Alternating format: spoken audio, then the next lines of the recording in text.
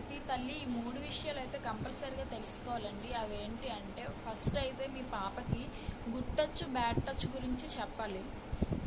Second ఏంటి అంటే మీ పాపని ఎవరైనా సరే ఏదైనా ఇచ్చి అక్కడికి రమ్మా ఇక్కడికి రమ్మా అని చెప్పినప్పుడు అలా వెళ్ళకూడదమ్మా. ఒకవేళ ఎవరైనా నిన్ను టచ్ చేస్తే అది వెంటనే బ్యాడ్ టచ్ కింద నీకు అనిపిస్తే వెంటనే మమ్మీకి కానీ ఇంట్లో స్కూల్లో టీచర్కి కానీ చెప్పాలి అనేసి మీ పాపకైతే చెప్పాలి. మూడో విషయం ఏంటి అంటే మీ ఫోన్ నెంబర్ అండి.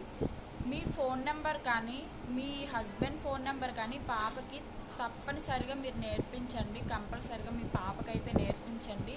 ఒకవేళ తను ఏదన్నా అపాయంలో ఉంది అంటే వెంటనే మీ నెంబర్కి అయితే తను కాల్ చేస్తుంది. ఒకవేళ ఎవరైనా మీరు ఇప్పుడు ఈ మధ్య తల్లిదండ్రులు పంపించారని చెప్పేసి చాలామంది వచ్చి పిల్లల్ని అయితే కిడ్నాప్ చేస్తున్నారు, తీసుకెళ్ళి అత్యాచారానికి పాల్పడుతున్నారు కదా.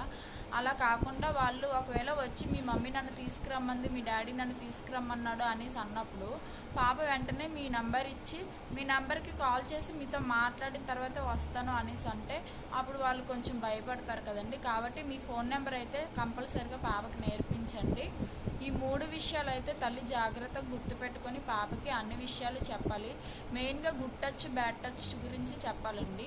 గుడ్ టచ్ అంటే ఏంటి, బ్యాడ్ టచ్ అంటే ఏంటి అని చెప్పాలి.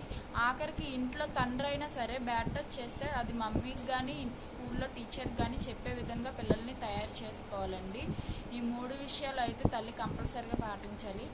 థ్యాంక్ యూ అండి.